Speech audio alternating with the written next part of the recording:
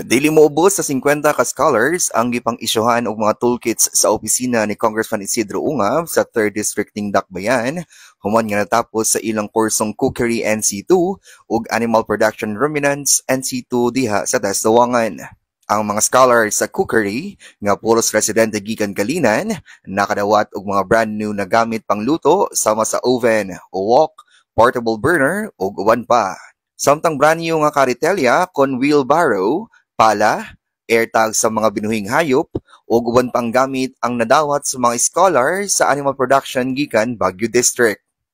Matod pa sa administrador sa Dasdawangan, dulan 40 días nagtuon ang mga benepisyaryo sa maong programa. Ang programa sa TESDA ang Animal Production Ruminants in situ, tulod sa 42 days, nakatuna nila ang kadaiyang mga pamaagi unsahon pag-atiman sa ato mga hayop. Naila po nila ang klase-klase mga sagbot. Usually nga ginapakaon sa ato ang mga kayupan sa baka, kanding o kaning mga karniro. Dugang niini, magamit sab daw nila ang ilang mga natun-an sa ilang nagkadaiyang binuhi ng mga hayop ug lakip na kung gustohon nila mag-apply og trabaho sa mga agribusiness na kumpanya. Kaning in situ or national certificate, pwede sila mga-apply ani sa mga DA, kana mga agriculture nga establishment. Mailhan nimo sa mga estudyante nga willing jud sila makakaton. Ilahang na-apply. Kay ang mga estudyante naaman po yung mga kadaiya pong mga hayop. Gisaysay sab sa mga scholar ang ilang experience o mga natun-an sa ilang namahimong training.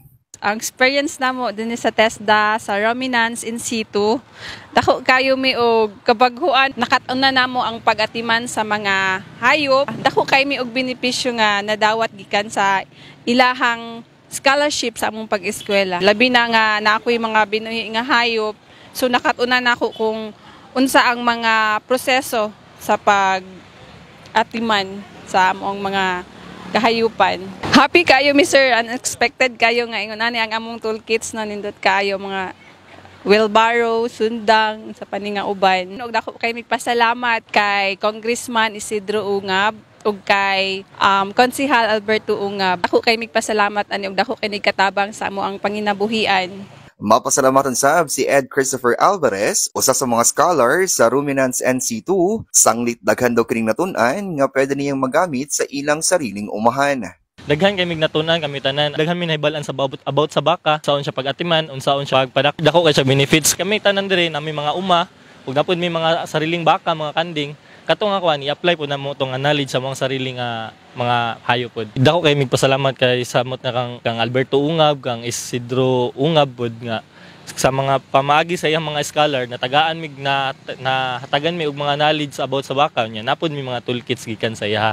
Mapadali among pangbuhay na prehan ng mga wheelbarrow, mga gamit nga mga bugat dali lang namo maalsa, prehan ng mga airtag, mga pala magamit po namo sa moang panimalay. Mao na mapadali ang among mga pansabalay mga trabahoon. Gikan sa pagsugod sa TESDA Scholarship Program ni Congressman Isidro Ungab, mukabat na sa 5,000 ka scholars ang nakabenepisyo og naghuman sa nagkalain-laing training nga gitaniyag sa Dasdawangan. Gilaumang mudaghan pa kini sa mga mosunod nga bulan sanglit nagapadayon pagihapon ang maong programa.